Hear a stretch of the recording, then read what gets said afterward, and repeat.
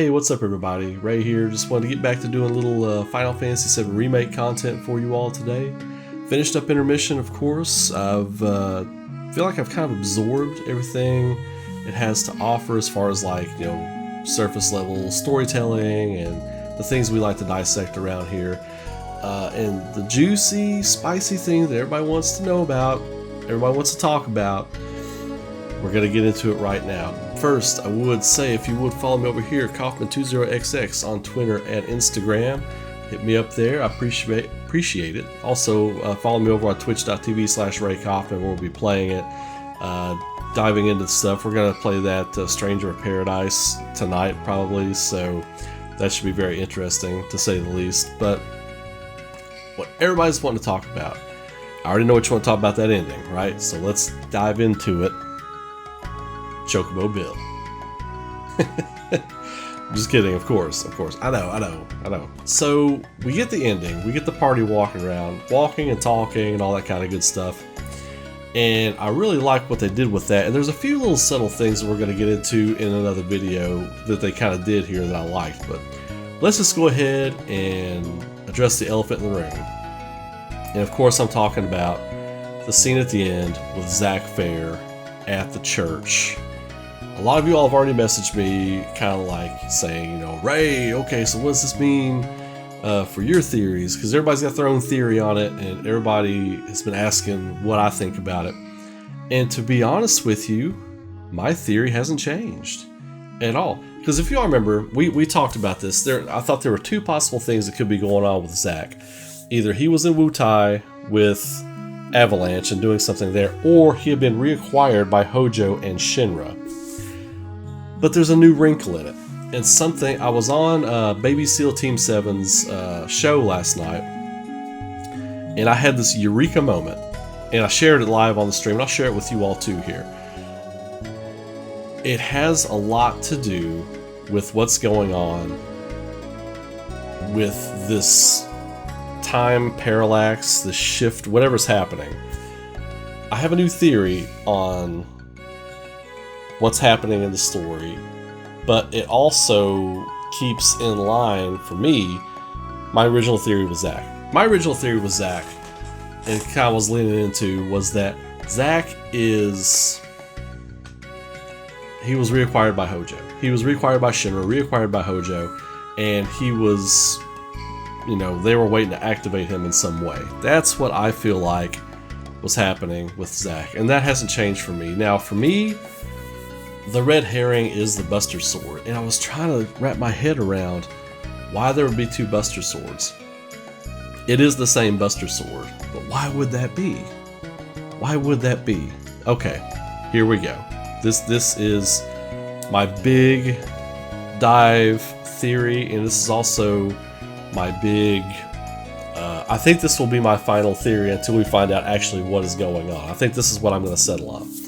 So when we see Zack at the end of the game there, we see him go to the church. We see, and Cloud has already fallen through the ceiling there because they make a point to pan up from the floor and show the smashed flowers where he fell.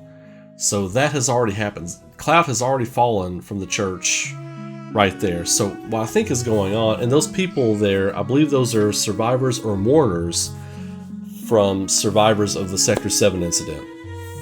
I believe they either survived and they're refugees, or they're mourning and people that they lost from Sector 7. So I think that's a hodgepodge of a mixture of those two people. So that's pretty cut and dry for me as far as what's going on with Zack. I feel like Hojo had reacquired Zack, and the reason Zack is just now getting to that spot to go look for Aerith is I feel like Hojo's had him on ice. I feel like Hojo's had Zack on ice. And he activated, because if you look at the structure of Shinra after the death of President Shinra, if you believe they are going with Rufus Shinra bankrolling Avalanche secretly and slipping them info and that kind of thing, which I totally think is happening. I totally think that's happening. There was that little line with the Jijie where he tells that Shinra guard, he's like, okay, Rufus Shinra gave us the information. And then Scarlet has that kind of quick line where she's talking about there's a mole within Shinra or whatever. If you take all that into account, Neo Midgar was the kind of selfish pursuit of President Shinra. He's gone now. So what would be the point of needing Aerith if you're not going after Neo Midgar? If Rufus, his concern is not Neo Midgar, his concern is he's actually kind of, you know, wanting to better things, but do it through like tyranny and fear right now, or at least that's the front he's putting up as far as we know in the story so far. So Palmer, I doubt, cares very much about Neo Midgar. Heidegger just wants to do Heidegger things. I think he was going along with the Neo Midgar thing because that's what President Shinra wanted. Scarlet is more obsessed with materia and developing and weaponizing materia in that way. So if Shinra is moving away from trying to find the Promised Land in Neo Midgar, which it could still be a concern for them, but Hojo would still want to pursue this because it's his life pursuit. It's everything he has been wanting to go after. It's everything he's been wanting to do. All of his research into Genova, the Cetra, cataloging the remains of Aerith's mother and Falna, and Ifalna. Sorry, I keep throwing a needless N in there. But so she's on the run now, and Hojo may be very concerned with finding her. So if they're on the run and Shinra has lost track of them, what would Hojo's ace in the hole be? His ace in the hole would be to activate Zack, because anybody in Shinra's soldier program is going to be monitored at all times. Like, Zack was a legit soldier, first class. He was legit soldier first class, not because of experimentation with him, because he just was. Shinra would know, especially Hojo, who keeps tabs on everybody and all these people, would know that Zack and Aerith were a thing. So if Hojo has this information, he is absolutely going to think that that's something he can use to track down Aerith, to keep tabs on Aerith, to keep tabs on the whole party, and know where she's at and be able to reacquire her if he needs to. I feel like Zack has been in like the underground areas of Shinra's labs. Like, you remember the area in the where you fight the unknown specimen or the unknown entity? When Barrett blows down that area of the wall, and Cloud has that creepy vision of him being activated, when he looks in that room with those tubes and those test subjects, and the whispers keep them out. I feel very strongly now that Zack was in there. I feel very strongly now that Zack was in there on ice. And I said before, I was like, is Zack or Genesis in there? I think the second time I played through it, and I even said it in one of my videos, I was like, either Zack or Genesis is in there. Could be both, who knows, but I feel very strongly now that Zack is in there, and then he has been activated. So, okay. So that's what I think is happening with Zack. So now you're like, okay, Ray, well, what about the two Buster Swords? I scratched my head on this one for a while. I did, and then I had like this eureka moment, right? And what made me think of it was the stamp bags, the stamp bags with, you know, the beagle and the terrier. I felt that was a red herring, and then I felt like the two Buster Swords were red herring, and then it came together for me at that moment. So, if you look at the soundtrack for Final Fantasy VII Remake, the Arbiter tracks, you've got Arbiter of Fate, Advent, then you've got Rebirth, then you've got Singularity. If you think about, before you go into that other layer of existence that Sephiroth cuts into the Whispers and everybody goes in at the crossroads of destiny right there. When you go in there, before you go in there, Aerith is shown an image of what I feel like is the planet rewriting. They rewound the tape, they went back, they edited out a part of the film, they put a new part of the film in there, and then they fast forward the tape back to where you're at, basically. They're going back and rewriting that world's history of Zack not surviving, now surviving, as an ace in the hole to counter Sephiroth. So, that begins happening when they go into the portal.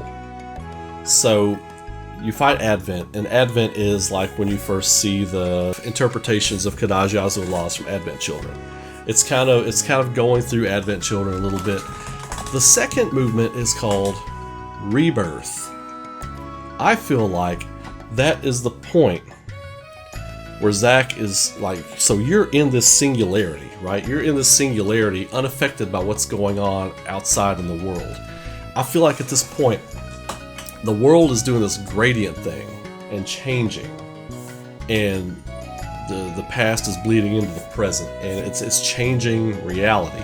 The only people unaffected, I feel like, are the people in the singularity, which are Cloud and the party. I feel like Sephiroth is unaware of what's going on because he is in the singularity at this point. He only knows what is going on outside. He only knows what has happened in the past and the previous time loops and all that kind of thing. I know this gets a little convoluted, but I'm going to explain. It's all going to come together. So I've thought carefully about what I want to say on this. So everybody's in the singularity. Rebirth, I feel like now, isn't talking about Sephiroth, because he's got his own Rebirth track. It's One Winged Angel Rebirth. He's got his own track that has to do with Rebirth. So Advent, Rebirth, Singularity. Rebirth, I feel like, is the point where Zack is turning the tide. He's winning. He's defeating the Shinra troops. And reality is undergoing this rebirth. I feel like it's changing. It's becoming something different. Reality is, while everybody's in the singularity, it's changing. So then when you get to the last track, Singularity, I feel like that's when everything is, boom, coming together. Like if you know how a gradient works, I feel like it's the times are bleeding into each other. Not different timelines. It's a rewriting of that world's time. And when they come out the other side, when it's all over, they come out the other side, I feel like Sephiroth is not going to know exactly what has happened. He's still going to be super powerful, super knowledgeable. I feel like even Sephiroth, it may take him a little while to realize what happened. I feel like he'll figure it out. I feel like he might figure it out first, because he's kind of like all powerful now. The party's going to come out, and that, to me, explains the stamp bag. If we get to Calm in the second game, and we see some stamp chips, like a bag of chips with the terrier on it, we will know that the singularity, the rebirth and the singularity, has changed the world. The past and the present have... The past had changed. Little, like, butterfly effect. Like, little things were changed in the past. I think that's what the stamp bag represents. The butterfly effect. Little things are going to be changed. Like, we've heard a lot of stuff about Wutai. We've heard a little chatter on the streets. I think some of that chatter will change, and the party's going to be like, what's going on? You know, what's going on around here? And I think you as the player will notice little, small, tiny details that have changed. So that is my big deep dive theory onto what is going on now, based on what they presented to us in the narrative. I'm trying to, and that would explain the two Buster Swords, because when Cloud went into the singularity, Zack died. Zack had died in that timeline, right? Zack had died. He was dead. And so if there's this whole gradient and bleeding of the times, Cloud's still Cloud. He's still messed up. So that path to his destiny, everything where he's at now, didn't change. The only thing that's changed on a major front, as far as like the direct connection to the game, is Zack is alive now instead of dying. So he made it to Midgar with Cloud. So Cloud's path doesn't change because the two times bleed into each other. So when he goes into the singularity with the Buster Sword, then anything in that singularity is unaffected. Like their minds, their memories, they themselves are completely unaffected. But the world, the path, the gradient and everything, so that Cloud that goes into the singularity is the same Cloud that would have come to Midgar with Zack. So, you following me? And if you're not, I understand. It's complicated, and I'm doing the best I can to explain it. But that's the same cloud. That's the same cloud. The only thing that has changed as far as those two go is Zack is alive now. And he has the Buster Sword now. Because everything outside of the Singularity was completely changed. But where Cloud was a part of that, the world doesn't change him because he currently is in the Singularity and exists. So, anyway, that's my take on it. That's my explanation of the two Buster Swords. We'll see. It's like I say with all these predictions and theories and speculation, it's like you're placing a bet. It's like you're putting your cards on the table and you're placing a bet. And that's the fun part of it, you know? I was wrong about Yuffie and Sonnen saving Jesse and Biggs. I was wrong about that one. But yo, how Sonnen dies, that was dead on. Like, it was really funny because someone put a comment on a YouTube video and I got the notification. It was like at 7:09 on a certain video. It's like, you predicted it dead on every detail, and I didn't know what they were talking about because I didn't look at the video. And I was like, oh, I don't want to know, I don't want to look. I hadn't finished it yet. So, but some things we get completely right, and some things we couldn't get more wrong. But that's the fun part of this right now.